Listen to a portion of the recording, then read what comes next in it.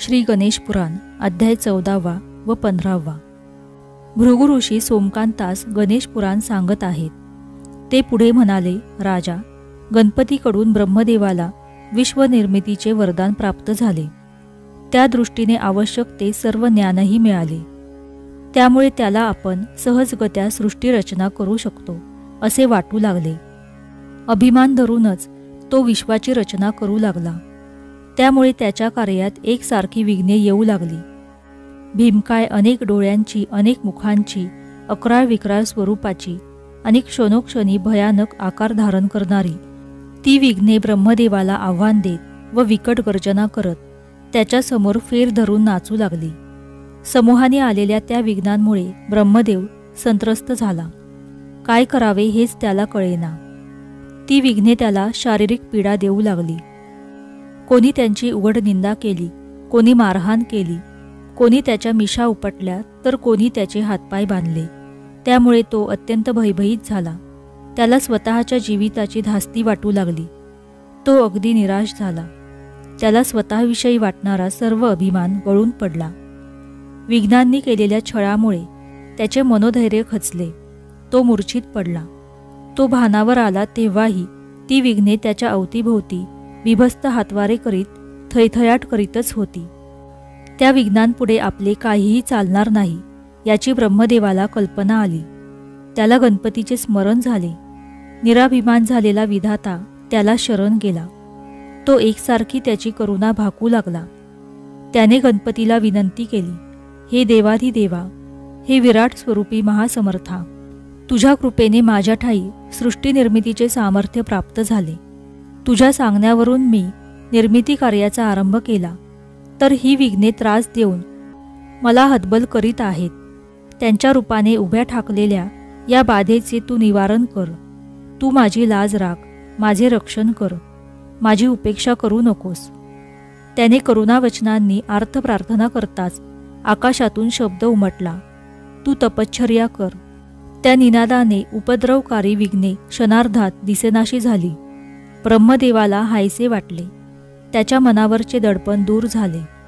त्याने आकाशवाणीला उद्देशून म्हटले, हे प्रभो, आपण मला तपश्चर्या करण्यास सांगत आहात, पण योग्य मंत्रोपदेश व अनुष्ठानासाठी योग्य स्थान मिळाल्याशिवाय हे शक्य होईल असे मला वाटत नाही. तेव्हा पुन्हा आकाशवाणी झाली, वटवृक्षाकडे पहा. तो ध्वनी कानावर पडताच ब्रह्मदेवाला क्षणार्धात निद्रा लागली. त्यावेळी एक स्वप्न दृष्टांत झाला. त्यामध्ये सर्व सृष्टी जलमय झालेली दिसली. फक्त एकच वटवृक्ष शिल्लक होता. त्यावरील एका पानावर त्याला लहानसे बालक दिसले.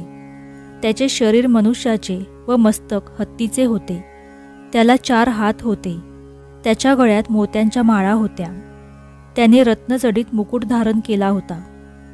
त्यावरील चंद्रकोर खूप शोभून दिसत होती. ते बालक सोंडेने पाणी खेचून स्वतःच्याच मस्तकावर सिंचन करीत होते. त्याला पाहून ब्रह्मदेवास हसू आले. तेव्हा बालगजानन वटपत्रावरून खाली उतरला. तो ब्रह्मदेवासमोर येऊन म्हणाला, हे विधाता, सृष्टीनिर्मितीचे सामर्थ्य प्राप्त झाले याचा तुला अभिमान झाला. म्हणूनच तुझ्या कार्यात विघ्नांनी अडथळे आणले हे तू लक्षात घे. गर्वभावना सर्वांनाच त्रासदायक ठरते. म्हणून नेहमी विनम्र असावे. कार्यसिद्धीसाठी तपश्चर्या करणे तुला आवश्यक आहे. तपश्चर्येने बुद्धी स्थिर होते. आरंभलेल्या कार्यात यश मिळते. ही तप साधना कोठे व कशी करावी, कोणत्या मंत्राने अनुष्ठान करावे हे तुला जाणून घ्यायचे आहे. तू ओंकाराचा पुरच्चरणपूर्वक 10 लाख संख्येत जप कर. त्यानंतर मी तुला प्रत्यक्ष दर्शन देईल. तुला सर्व सामर्थ्याने युक्त करीन. बालगणेशाने त्याला आशीर्वाद दिला आणि तो अंतर्धान पावला. त्या स्वप्नदृष्टांताने ब्रह्मदेवास जागृती आली. त्याने भोवताली पाहिले तर काहीही दृष्टीस पडले नाही. त्यानंतर त्याने गणेशोपदिष्ट एकाक्षर मंत्राच्या अनुष्ठानास प्रारंभ केला. त्या तपश्चर्येच्या प्रभावाने त्याच्या मुखातून अग्निज्वाला बाहेर पडू लागल्या. ती त्याची उत्कट तपश्चर्या पाहून गणपती प्रसन्न झाला. त्याने विधीला दिव्य तेजोरूपात दर्शन दिले. त्या तेजाने ब्रह्मदेवाचे डोळे दिपले. तो दिडमूड झाला. त्याची अवस्था पाहून गणपतीला दया आली.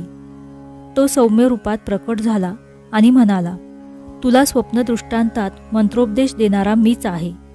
तुझ्या तपश्चर्येने मी संतुष्ट झालो आहे. आता तू जे काही मागशील ते माझ्या प्रसादाने तुला प्राप्त होईल. तरी वरदान मागून घे. ते मृदू मधुर भाषण ऐकून ब्रह्मदेव भानावर आला. त्याने डोळे उघडून पाहिले.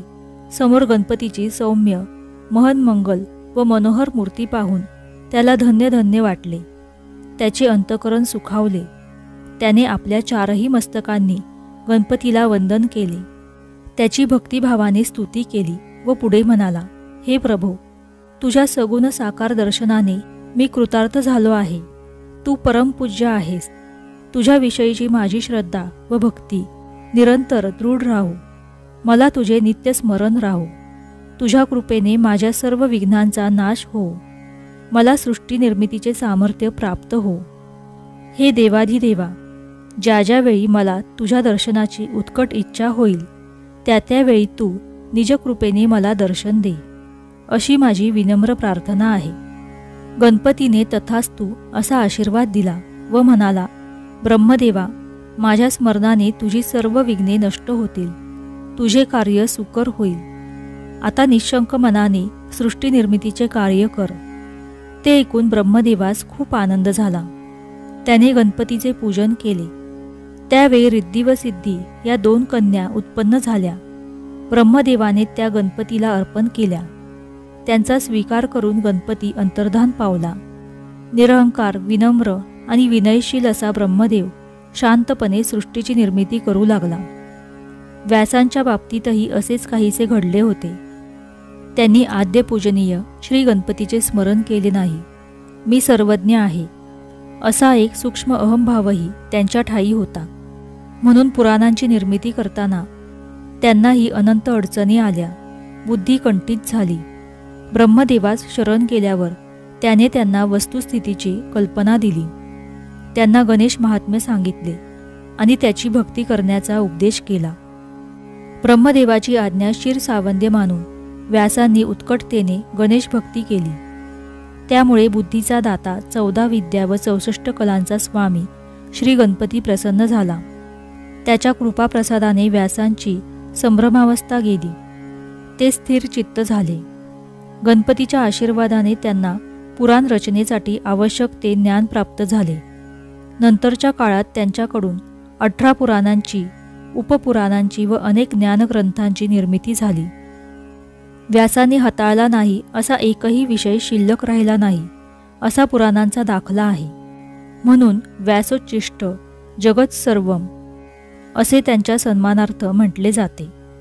अशा रीतीने गणेश पुराण अध्याय 14 व 15 समाप्त.